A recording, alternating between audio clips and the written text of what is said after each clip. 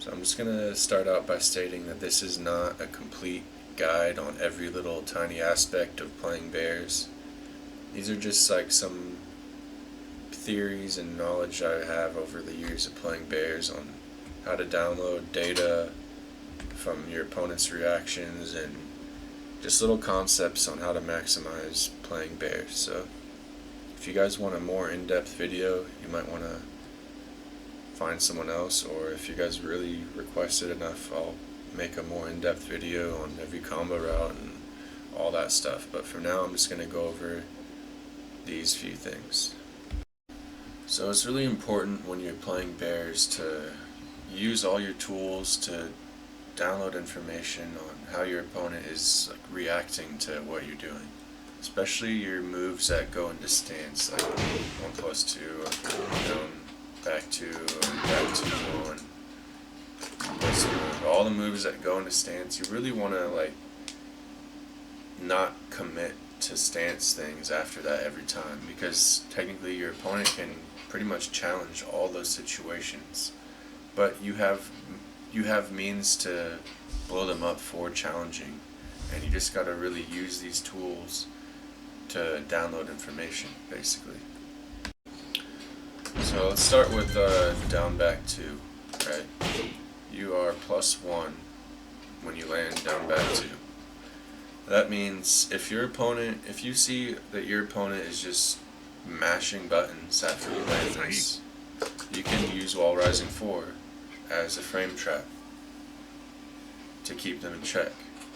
Now at a high level, if you get predictable by just doing this over and over, people can easily sidestep your wall rising 4. Well, that's where wall rising 3 comes in. It's a homing mid. It's a little bit slow, but you also have full crouch 1, which has some tracking. You have options, but the main point here is that you need to use your tools to download information on how your opponent is reacting, so that you know, okay, he did this, next time I'm going to do that, whatever you have to do to beat how they reacted previously. So like, oh, you did this and then you instantly mash after? Alright, well, I'll just keep you in check with this until you start respecting your frames. Once you've conditioned your opponent to respect down back 2 on hit, then you have the ability to just go into stance and continue your pressure, your mind games, and so on. So now let's talk about back 1. It's your armor move. It's extremely good. It's -13 on block and -15 on block if you go into stance. So you do have to be careful, because if your opponent has a read that you go into stance after back 1, they can launch punish you with a hop kick or whatever they might have. But like I said before, when you play bears, you have a lot of tools to download habits on how your opponent reacts to your moves. So for example, if you're doing the normal back 1 on block, and you're like, wow, this guy is punishing me with highs every time, right? So next time, you make a mental note of that. Okay, he's punishing me with highs when he blocks back 1. Then that's where your stance comes into play. You just crushed his, technically you're -15, right? But you're high crushing. So you just blew them up for not knowing the right punish, not doing the proper mids to punish you. And that's a really important layer to know with bears. There's been so many times when I'm playing and my opponent is doing a 10 frame punish, 12 frame punish, these like high strings, and I make a note of that so that next time I could capitalize on that by crushing in the stance. So just another example of using your tools to download what your opponent is doing on block. Now the same type of downloading data applies to back 2-1, right? So back 2-1 is, I'd say, an insanely good move at lower ranks, because no one is going to duck the second hit on block, right? But let's just take that out of the equation. At like a higher level, on block, people will duck the second hit and launch you. So there are some mind games to be had there. You could just poke with the first hit, down forward 4, which is a 12 frame bid. You have some mind games to play out of this, right? But let's just say that you actually hit these two moves, so they couldn't abduct because that's a guaranteed 2-hit combo. Let's say you hit it and you go into stance, and you're like, wow, this guy is mashing through all my stance transitions. He's not letting me go into stance at all. That's where the third hit comes into play. So you really want to use your tools safely normally, unless you have a hard read, like go into stance and then you cancel stance immediately and see how they react to this situation. And just know that, okay, next time when you mash through my shit, next time you're going to extend it, and then you just got this huge wall spot because you extended the string and they weren't respecting your stance transition. So really you have to use your tools to download your opponent's habits when you play bears. I would say more so than the majority of all other characters. Your tools are there to download information, and you need to really pay attention to your opponent's habits and just capitalize on it. Now, I'm going to talk about 1+2, right? This is, in my opinion, one of the better moves in the whole game. It's 17 frames, it's not that slow, and each hit is extremely delayable. You could delay each hit quite a bit. So take a look at the hit effects. This is a normal hit. There's not much there to see, right? But let's turn on counter hit. Take a look at that.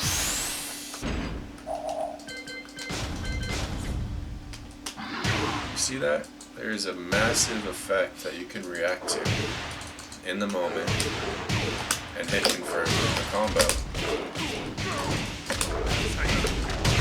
I mean, all that damage off of pretty much a safe hit confirm, counter hit confirm.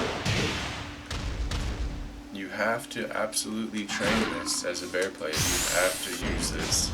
It is so good.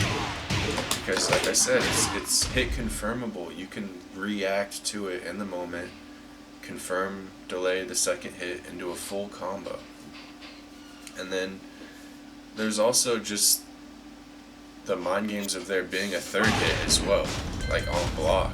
I mean, just on block, people have to respect it because you can max delay the third hit and then get some crazy damage off that, and then you have the mind games of going into stance as well. So this is an extremely good move, and I would argue it's one of the more important moves to use as a bear, and understand the power of it. So give it a try.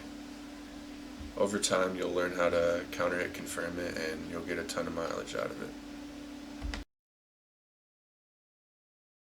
So basically, this is just an example to show you like the importance of knowing when to cancel your stance, because like especially after the hunting bear stance 1-2 and the hunting bear stance down 1+2, those are both 0 on hit. You have no plus frames there to work with. So if you have a read that someone's gonna hop kick or like challenge you with an unsafe move, then you should cancel your stance and you could get mileage like this. See, that was a 13 frame punish there, and you got a free wall splat and a crazy wall combo. So definitely, when you play the bears, you really want to try to like use your tools to download information from people. So like earlier in the set, you would have been doing hunting bear stance 1-2, seeing how they react to it. You know, it's kind of, you just gotta get a feel on how people react to the situations you put them in, and don't get too greedy by staying in stance too long, because you really don't have a lot of moves with plus frames other than like hunting bear stance 2. So just keep that in mind. So I want to talk about another layer of canceling your stance and mind games behind doing so. So everyone knows at a high level, like an experienced player, that hunting bear stance down forward 1-1 is a mid-high, and there's no mix-up from it. Like there's no actual hunting bear stance mix-up for this string. So everyone at a high level is gonna duck it and launch you, like something like this. So there is some mind games behind that. Luckily, as a bear player, your wall rising moves, wall rising 1-1, is the exact same animation as hunting bear stance down forward 1-1. But the thing is, wall rising 1-1 has a mid mix up, which is wall rising 1-2. It's mid and it's safe on block. So you want to know when to do that, like when to cancel stance into that to get people to duck, thinking that you're doing hunting bear stance down forward 1-1, something like this. Oh, I tried to duck the high, and then you got a huge wall splat into a wall combo. So that's just another layer to think about when you're canceling stances and how to get mileage out of playing a bear, basically. So another little bit of mind games that I like to do with canceling hunting bear stance are just really testing people's knowledge. Like at a really high level, people know that hunting bear stance down forward 2 is -17. That's launch punishable. Pretty much every character in the game, I think, can launch that. But to the untrained eye, wall rising 2 is going to look pretty familiar. And wall rising 2 is only -12. So what does that mean? That means that at a high level, you might get mileage out of someone trying to launch punish this. And their launch punisher might be unsafe. Like let's say they tried to hop kick. Well, now you're +13, and you can punish them with a 13 frame launcher, or 13 frame punish, with 2-1. So this is just a layer of mind games that you have out of canceling hunting bear stance. Like making people do the wrong punish is just super useful, and I thought it's worth noting here. So I keep talking about the importance of using your tools to gather information, downloading your opponent's habits, seeing how they react, so that next time you'll know what to do to counter how they're reacting to your situation. So for example, HBS 1-2 and HBS down 1+2. These are two moves that are 0 on hit. You have no plus frames to work with. Any pressure you have from there is kind of fake. They could just challenge whatever you're doing after this. That's why it's so important to cancel your stances and download their reaction. How are they reacting to the situation? If you're seeing that your opponent is using down forward 1 when you're in stance, because I mean a lot of players, they might think, oh, down forward 1, it's a safe mid, I'm going to try to hit the bear out of their stance and be safe while doing it. Well, here's what happens if they try doing that and you have a read that they're going to do a down forward 1. See that? Just crush down forward 1. So that's a real important thing to look out for when you're playing bears. Is your opponent using down forward 1 through your hunting stance pressure?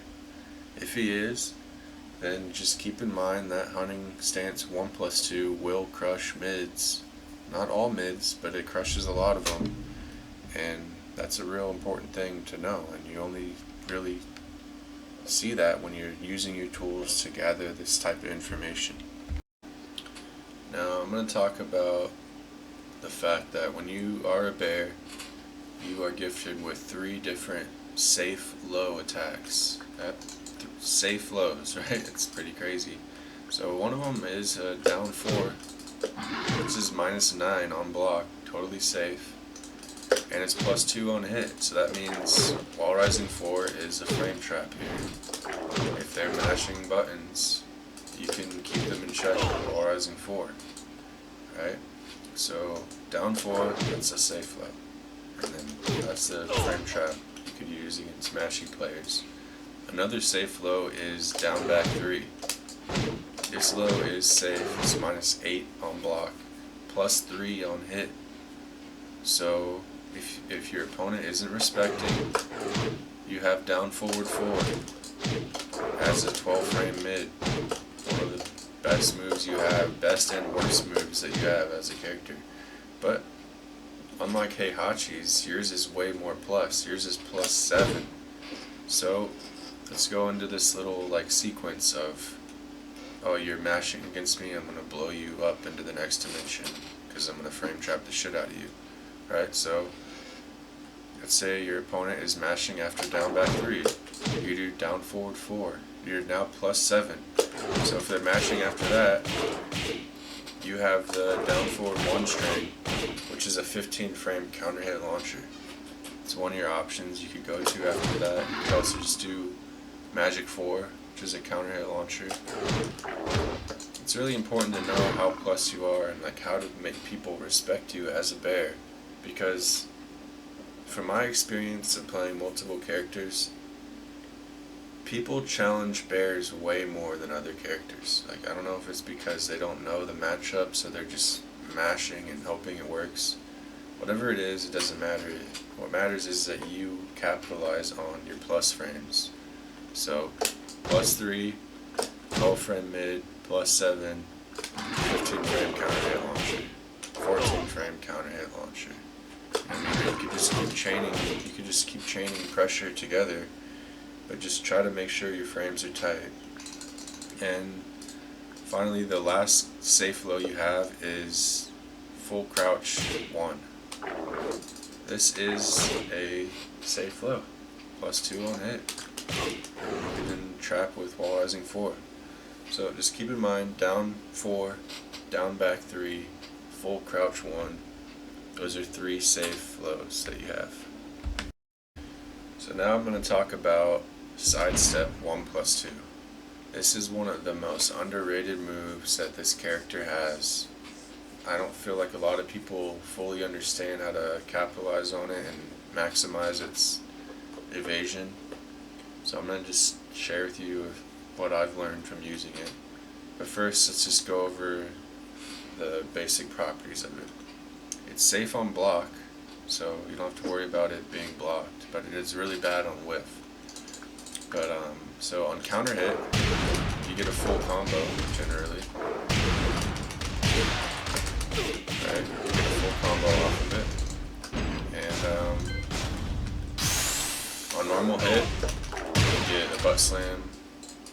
In rage, you get a rage drive.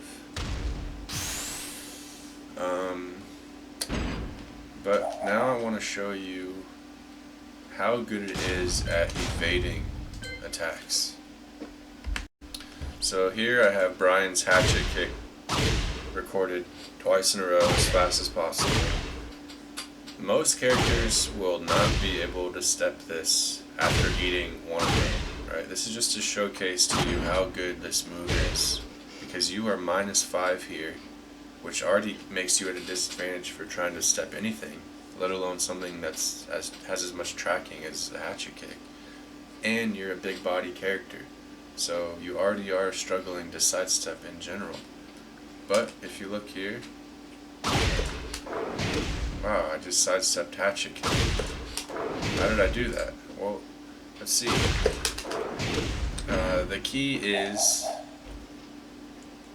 to max delay your sidestep. You see, if you just instantly do it, you don't have as much evasion. Whereas if you max delayed it, because the actual animation of the attack makes you step a little bit more. So you want to try, if possible, to do it at the last frames of your sidestep, and it gives you more evasion. And this is a really useful, totally useful move, and becomes a lot more effective when you know how to delay it properly. Now I'm just going to briefly go over guaranteed follow-ups. There are a few moves bears have that you get guaranteed follow-ups on. One of the most strong is up 1+2. At the wall, you get butt slam for free. In rage, you get a free rage drive combo. This is insanely strong at the wall, and there's plenty of mind games to be had here. So it's really fool around with this, and just know that you got free damage here. So don't throw it away. And we already went over sidestep 1+2, but just a reminder, this is another move where you get free damage after landing it. So don't just throw it away. Make sure you capitalize on that. Another move is up forward 1.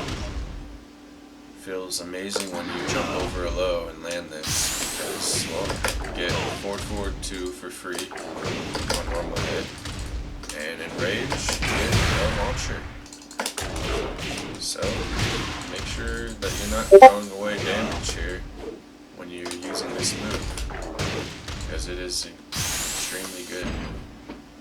And I believe at the wall sometimes you can actually get a full combo here.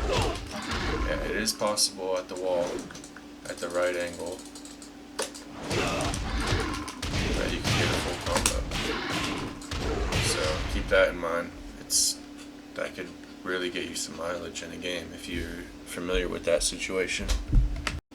Another move with a guaranteed follow-up is Hunting Bear Stance back 1+2. Right, so if you only do the first hit, you get free follow-up damage after it. One of them being a rage drive.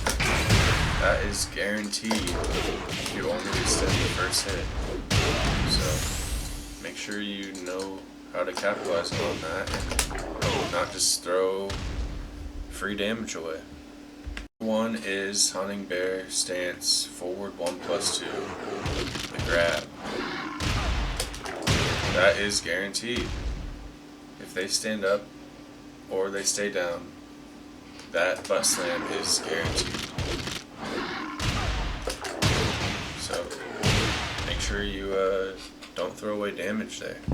And sometimes if you have a read that your opponent likes to wake up after this move, just launch them in the back. So keep that in mind, that is an option, but you are risking throwing away damage, the guaranteed grounded hit damage, for bigger damage if you have a read that they're going to wake up. And I should probably go over this little trick. There is like a weird just frame timing to like change that jumping animation of up 1+2. If you see, just restart at the wall quick. You see how high, like my character's head is going completely off the screen, right? When I'm doing it the generic way. But you see, when I do the max delay, sometimes my head barely goes through the life bars. So the trick is you have to hold up for just a brief moment before pressing 1+2. You don't press 1+2 and up at the same time. That will get you the highest jump, the most easily reactable version of the move. So if you kind of hear the timing of my stick pressing it between my button, right? It takes a little bit of practice, but I mean this is an extremely useful trick, and a lot of the newer bear players don't really know about this, so keep that in mind. So one last thing before I end the video, I'm not going to go over every combo route, every tiny little detail about playing bears. Just some tips that I've learned from playing that I feel like will help some new players out.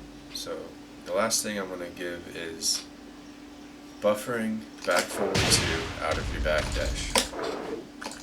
right? Like, you're already pressing back when you're backdashing, right? So if you're good enough at the game, you could just have that, like, your trigger finger just ready.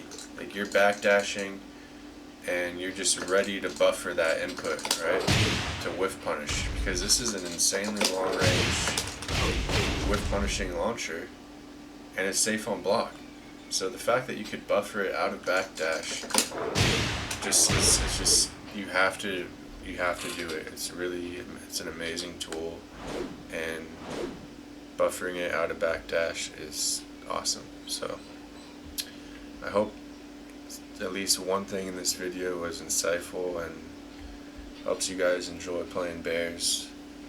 And if you have any questions or want me to make like a follow-up video, just let me know, and thanks for watching.